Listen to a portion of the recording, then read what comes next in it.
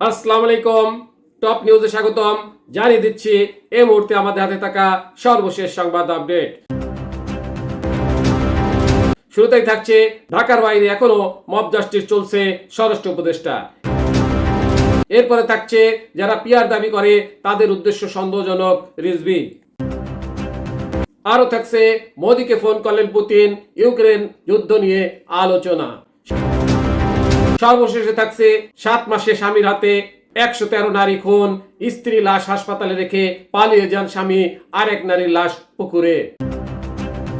এতক্ষণ শুনলেন আপডেট সংবাদগুলো শিরোনাম, এবারে বিস্তারিত। ঢাকার বাইরে এখনো মব জাস্টিস চলছে, স্বরাষ্ট্র উপদেষ্টা।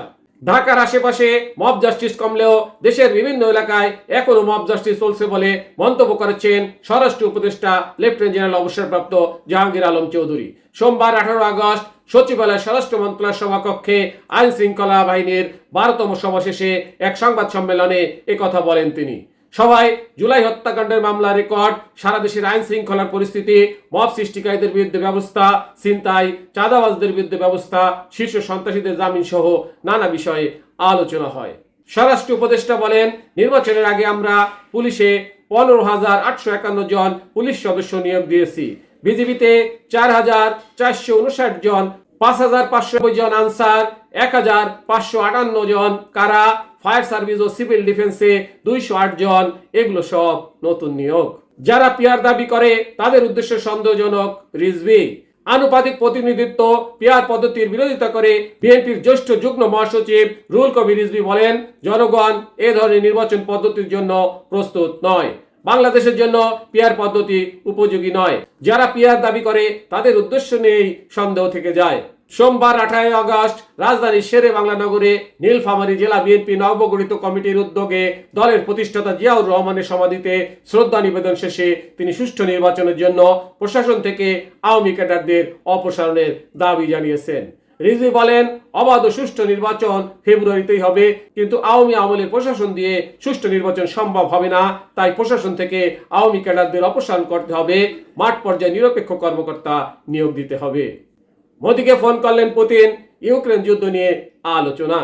আলাস্কায় মার্কিন প্রেসিডেন্ট ডোনাল্ড ট্রাম্পের সঙ্গে ইউক্রেন যুদ্ধের স্থায়ী অবসান নিয়ে আলোচনার পর ভারতের প্রধানমন্ত্রী নরেন্দ্র মোদীর সঙ্গে কথা বলেছেন রুশ প্রেসিডেন্ট ভ্লাদিমির পুতিন। সোমবার 18 আগস্ট এক্স পোস্টে মোদী বলেছেন, আমার বন্ধু প্রেসিডেন্ট পুতিনকে তার ফোন কল এবং আলাস্কায় প্রেসিডেন্ট ট্রাম্পের সঙ্গে তার সাম্প্রতিক বৈঠকের বিষয়ে তথ্য শেয়ার করে নেওয়ার জন্য ধন্যবাদ। তিনি আরো বলেন, ভারত ধারাবাহিকভাবে ইউক্রেন সংঘাতের শান্তিপূর্ণ সমাধানের আহ্বান জানিয়েছে এবং এ বিষয়ে সকল প্রচেষ্টাকে সমর্থন করে। এ সময় মোদী আগামী দিনগুলোতে দুই নেতার অব্যাহত আলোচনার উপর জোর দেন। 7 মাসে স্বামীর হাতে 113 নারী খুন, স্ত্রীর লাশ হাসপাতালে রেখে পালিয়ে যান স্বামী, আরেক নারীর লাশ পুকুরে।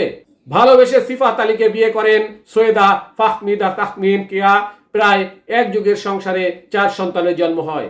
13 আগস্ট মধ্যরাতে ফাহমিদার মৃত্যু হয়। তার পরিবারের অভিযোগ, ফাহমিদাকে শ্বাসরোধে হত্যা করে স্বামী সিফাত। পরে তিনি ঘটনাটিকে আত্মহত্যা বলে চালানোর চেষ্টা করেন। ঘটনাটি রাজধানীর শেওড়াপাড়ায়। ঘটনার পরদিন ফাহমিদার মা নাজমা বেগম মিরপুর মডেল থানায় সিফাত সহ 10 জনকে আসামি করে হত্যা মামলা করেন। আইন ও সালিশ কেন্দ্রের তথ্য অনুসারে চলতি বছরের জানুয়ারি থেকে জুলাই পর্যন্ত 7 মাসে দেশে 363টি পারিবারিক সহিংসতার ঘটনা ঘটেছে। এসব ঘটনায় মৃত্যু হয়েছে 322 জনের। এর মধ্যে 208 জন নারী ও শিশু হত্যার শিকার হয়েছেন, আর আত্মহত্যা করেছেন 114 জন। টপ নিউজ এখনকার মতো শেষ করছি। আল্লাহ হাফেজ।